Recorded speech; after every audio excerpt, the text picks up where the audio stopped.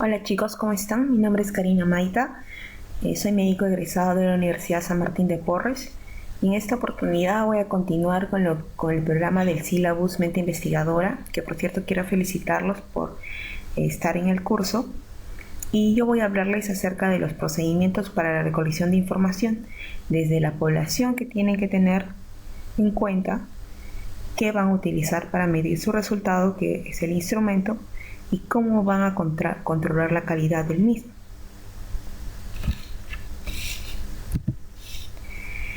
Vamos a ver lo que es en generalidades, viendo algunas cosas que ustedes ya han visto en clases pasadas, solo que haciendo un resumen para tener los conceptos más claros. Posteriormente vamos a hablar de cómo recolectar los datos teniendo los formatos PICOT, PEO y acerca del muestreo de acuerdo a nuestra población. Después vamos a hablar con qué vamos a medir nuestros resultados, que es el instrumento de recolección de datos, y ver si este es válido y o confiable, que son conceptos muy diferentes. Tenemos lo que es la parte de metodología dentro de su protocolo de investigación, que como habrán visto tiene varias partes. Dentro de esta vamos a hablar de la penúltima parte, que es la recolección y control de calidad de datos.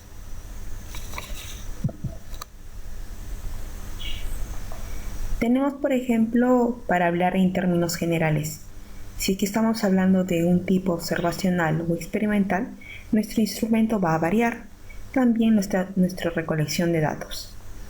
Si tenemos un estudio observacional donde nuestro objetivo es medir la percepción sobre la violencia de los médicos serumistas de un país de Latinoamérica, nuestra población son los médicos serumistas.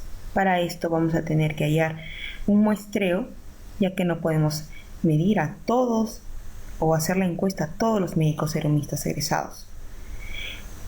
Luego vamos a ver cómo vamos a recolectar nuestros datos, cómo vamos a medir percepción, creando un instrumento objetivo que pueda medir percepción, ya que este es un término subjetivo. Si hablamos de un estudio de tipo experimental, si tenemos el objetivo de evaluar las complicaciones del uso de dosis moderadas de metilprednisolona en pacientes con síndrome de estrés respiratorio, nosotros vamos a hallar la población, ya sea en hospitales, en un estudio multicéntrico, y nuestro objetivo va a ser evaluar las complicaciones. A diferencia del estudio observacional, que hemos visto que se puede evaluar mediante una encuesta, en este caso vamos a evaluar mediante complicaciones. En este serían resultados clínicos, por ejemplo, si hablamos de muerte o reacciones adversas. Como han podido ver, es importante tener en cuenta lo que es el tipo, el diseño de investigación y su objetivo. Tenemos que tener en cuenta y recordar cuál es nuestra pregunta de investigación. Esta debe seguir los criterios FINER. FINER, que significa el narrowing, es decir, especificar más que todo la pregunta, que éste sea interesante, novedosa, que cumpla los criterios éticos y sea relevante o importante. Después de tener esto claro, vamos a completar lo que es las 5 W y los 2 H, o justificar el por qué estamos realizando esa investigación, teniendo en cuenta el qué, el cuándo, el por qué, el dónde, el quién, el cómo y cuánto nos va a costar.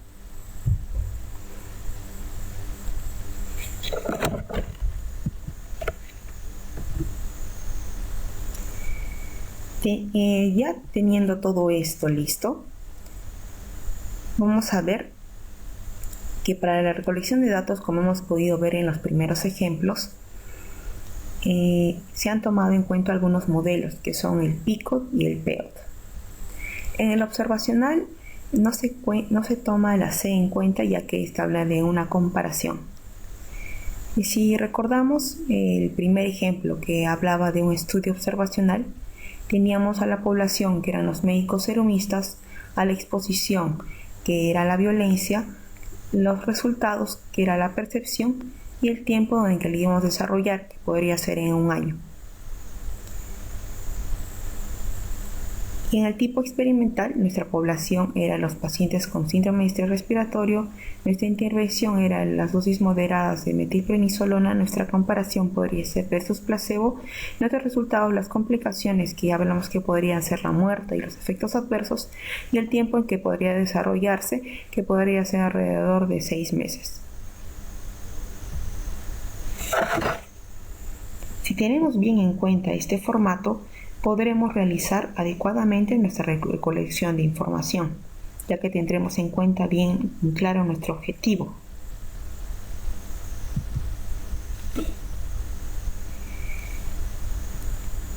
Tener en cuenta que la población blanco u objetivo difiere mucho a lo que es la población de estudio, no en el términos de que sea un diferente tipo de población, sino en el término de que la población de estudio especifica más aún a la población blanco u objetivo.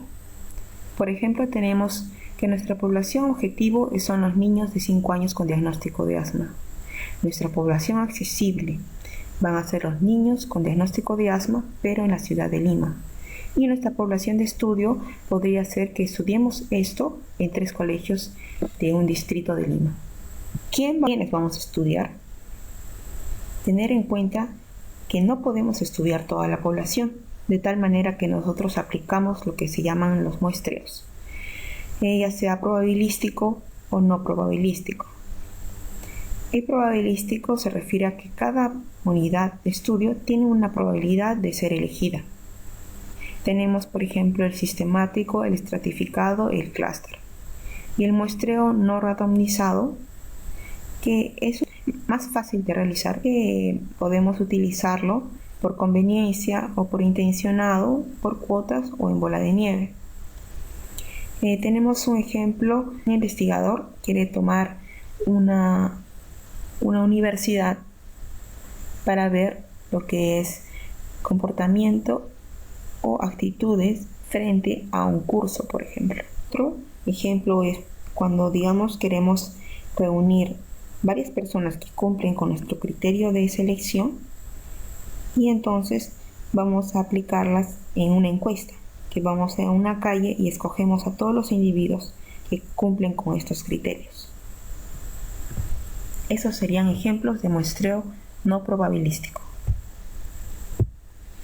que a diferencia de los probabilísticos son más fáciles de usar y pueden llegar a ser menos costosos. Teniendo en claro cuál es nuestra población, entonces recién vamos a aplicar lo que es el con qué. Si, digamos, estamos midiendo actitudes de médicos graduados frente al serum, aquí nuestro resultado o nuestro actitudes. Entonces, esta variable dependiente se va a medir mediante la escala de Likert, que vendría a ser una manera objetiva de poder medir esto.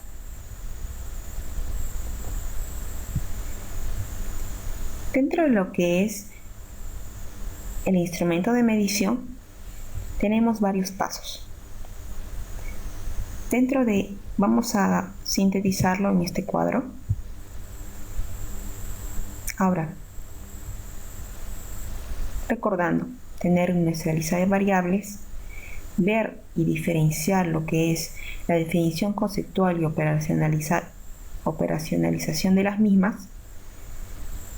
Luego, teniendo en cuenta esto, ya podemos construir nuestro instrumento, o bien podemos elegir otro ya hecho. Vemos los niveles de medición de las variables, ya sean nominales, ordinales, por intervalos y de razón, y luego codificamos lo que son los datos. Por ejemplo, 1 y mujeres es igual a 2. Y para evaluar lo que es nuestro constructo, nuestro instrumento, lo podemos utilizar una prueba piloto para posteriormente tener una versión definitiva y recién aplicarla a nuestra población de estudio. Utilizamos lo que es los instrumentos de medición, que son recursos que se utilizan para vincular conceptos del estudio con indicadores empíricos. Como ya hemos dicho anteriormente, podemos utilizar uno que ya se ha utilizado en estudios anteriores o podemos desarrollar el nuestro. Pero si usamos tanto como uno que ya existe como que uno que vamos a desarrollar, tenemos que tener en cuenta lo que es la confiabilidad y validez para el control de la recolección de datos.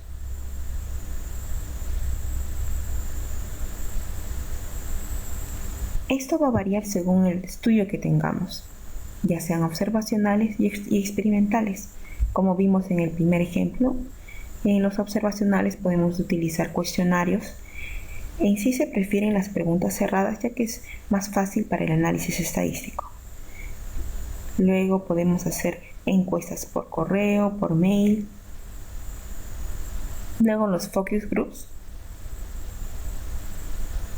Y dentro de los experimentales están, por ejemplo, variables clínicas o los surrogate endpoints. Si queremos medir efecto de un fármaco o de un trombolítico en cuanto a un infarto de miocardio, podemos medir su eficacia midiendo estos marcadores en la sangre. Este es un pequeño cuadro que resume la elaboración de un cuestionario, que es uno de los más usados cuando hacemos investigación con diseños de tipo observacional.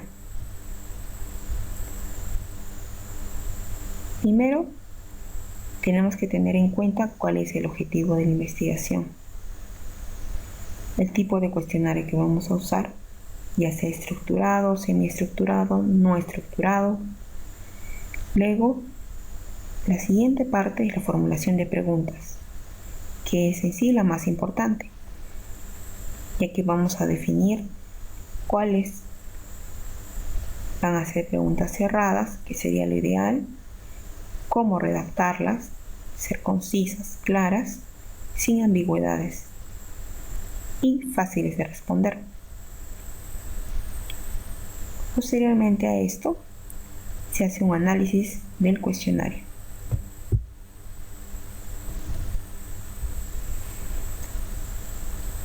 Como hemos hablado, hay tres tipos de cuestionarios: los no estructurados, los semiestructurados y los estructurados. Los no estructurados se utilizan en tipo de investigación exploratoria y son poco representativas. Los semiestructurados se utilizan en investigaciones exploratorias y concluyentes y tienen una mayor variedad de respuestas, y los estructurados se utilizan en investigación de tipo descriptiva y causal, que usa escalas de medición. En cuanto a nuestra formulación de preguntas, tenemos que tener estos pequeños tips en cuenta. Debemos utilizar un lenguaje claro y sencillo. Las preguntas deben ser concretas y cortas. Deben ser neutras. No deben de contener dos opciones o valorar preguntas dobles.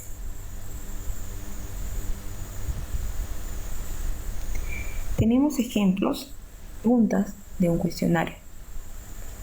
No hacer preguntas complejas, sino sencillas y simples que puedan decir en pocas palabras lo mismo que se ha querido decir. Por ejemplo, en el primero. Luego, en el segundo ejemplo, podemos ver que en vez de decir fuma demasiado, que es muy subjetivo, podemos operacionalizarlo mediante decir menos de 5, entre 5 y 10, entre 11 y 10 y más de un paquete. Y en el tercer ejemplo, también, en vez de decir y dar ya no ser neutros, ya porque acá se está metiendo el término amabilidad, podemos hacer la pregunta: ¿qué opina del trato que se dispense en el supermercado? Y ponerlo en una escala de medición. Para resumir, esta es una estructura del cuestionario. Cuando tenemos un cuestionario y si lo vamos a entregar a las personas que son objeto de nuestro estudio, tenemos que tener un orden. Dentro de ella es la introducción, donde ponemos los objetivos del estudio y se solicita la colaboración del encuestado, indicando que esta es anónima o no, dependiendo de tu objetivo de estudio. Posteriormente vamos a ir al cuerpo, que es lo más importante, adjuntando todas las preguntas a formular. Se recomienda, según unos autores, que estas deben ser de fáciles a complejas.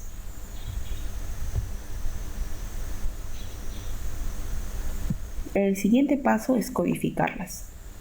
Codificar cada ítem y variable. Se les asignan números. Como hemos dicho, en este caso masculino 1, femenino 2.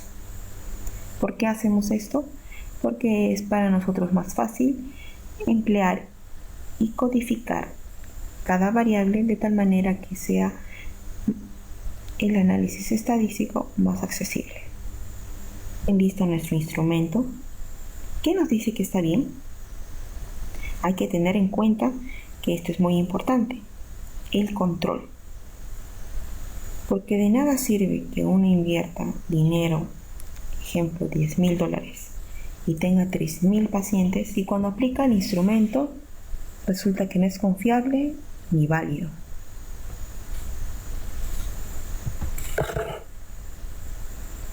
Vamos a desarrollar los términos, lo que es confiabilidad, validez, cómo evaluarlos, y como consejo antes de desarrollar estos términos es que para recolectar los datos tenemos que capacitar a nuestro grupo.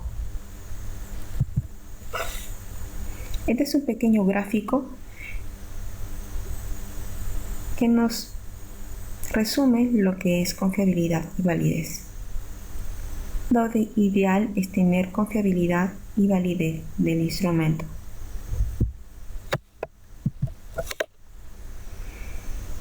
La confiabilidad se resume en dos términos: reproducibilidad y precisión. ¿Qué quiere decir esto? Que el instrumento produce resultados consistentes y coherentes en mediciones repetidas. Tengamos que un termómetro. Le colocamos a un paciente y nos dice que está a 22. A los 5 minutos que esté en 5 grados y a los 10 minutos que esté en 40. ¿Ustedes creen que este sea confiable? Pues no, ya que no es coherente en sus mediciones repetidas. Para evaluar lo que es confiabilidad tenemos varios métodos que voy a revelar a continuación. Uno de los más usados son la correlación de Pearson, que toma valores de 0 a 1 y menos 1, y se dice que lo ideal es tener valores entre 0 y 1. Y el alfa de Cronbach, que mientras más se acerca al 1, es más confiable. Estas son las maneras para determinar la confiabilidad. Tenemos lo que es la medida de estabilidad, que consiste en aplicar el test 2 o más veces a un mismo grupo de personas después de un periodo de tiempo. Si la correlación entre los resultados de las diferentes aplicaciones es altamente positiva, entonces el instrumento se considera confiable. Tenemos que tener en cuenta acerca de qué tipo de variables estamos tomando, cualitativas, cuantitativas, y si población sigue una distribución normal o no. Según esto podemos aplicar varios métodos. Dentro de la correlación de Pearson, que se aplica más que que todo a variables cuantitativas. Otro método es de las formas alternativas o paralelas, que a diferencia del otro, toma diferentes instrumentos y luego correlaciona los resultados de los mismos.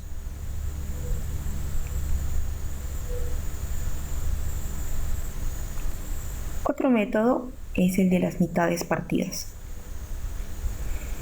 en el que, a diferencia de los otros, se realiza en una sola aplicación y los ítems y resultados obtenidos se comparan. Pero en este caso, si queremos tener mayor confiabilidad, tenemos que tener mayor número de ítems como recomendación. Así podemos medirla mediante la correlación de Pearson y mediante Spearman y Brown. Otro método para medir confiabilidad es el de consistencia interna, que toma en cuenta el alfa de Cronbach. Y sus valores oscilan entre 0 y 1. Y como hemos dicho, mientras más se acerca al 1, es más confiable. El ejemplo que tenemos en este caso, un pretest.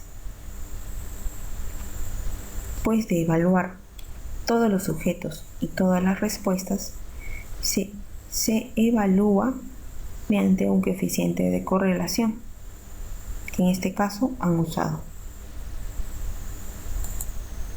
Otro término importante es la validez, que en términos concretos se puede decir acerca de lo que es la seguridad y exactitud. ¿Qué quiere decir? Que un instrumento mide la variable que se busca medir. Si estamos viendo que o estamos midiendo un test de inteligencia, entonces este no debe de medir memoria, solo inteligencia.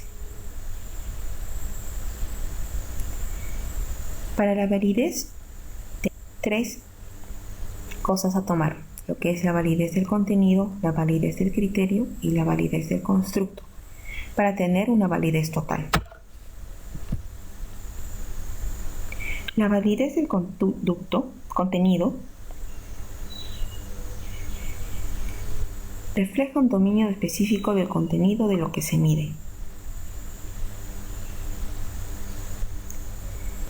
Se toma en cuenta lo que es la validez de juicio de expertos, que es muy conocido por ustedes. Es la validez de criterio, en el cual comparamos algún criterio externo versus nuestro test, y luego ver el grado de correlación de este test con otros test ajenos. Así podemos ver que se ve o se obtiene el coeficiente de validez. Para lo que es la validez del constructo, que es un término más complejo, pero muy importante, que se refiere a que nuestra hipótesis que esperamos se correlacione la teoría con la práctica.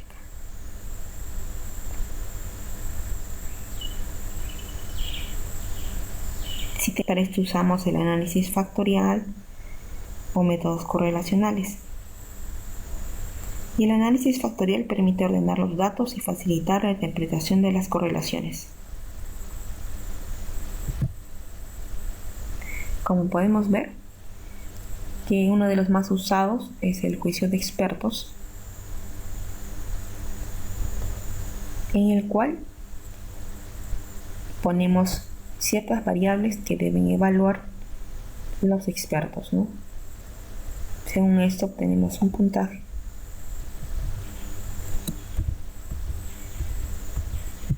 Y lo analizamos. En este caso por el alfa de Cronbach. Y tenemos todo lo que es la validez del contenido, la validez de criterio y la validez de constructo. y todo esto forma la validez total, que es lo ideal. Mientras más se acerque a uno, es mejor. Para finalizar y tener listo nuestro instrumento, debemos probarlo. ¿Y cómo? Con una prueba piloto. Las pruebas piloto evalúan tanto confiabilidad como validez, de tal manera que son ideales para evaluar nuestro instrumento. Debemos tener en cuenta algunas cosas que se debe efectuar en una población que tiene semejantes características a nuestra población de estudio, y el tamaño. Hay mucha controversia respecto a esto, respecto a que algunos refieren que no hay un tamaño específico, mientras que otros autores recomiendan utilizar el 10% de la muestra definitiva. Bien, chicos, esta es la primera parte de una de las clases que voy a dictar.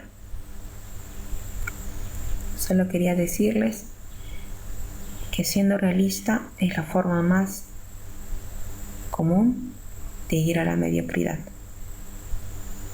Un pequeño consejo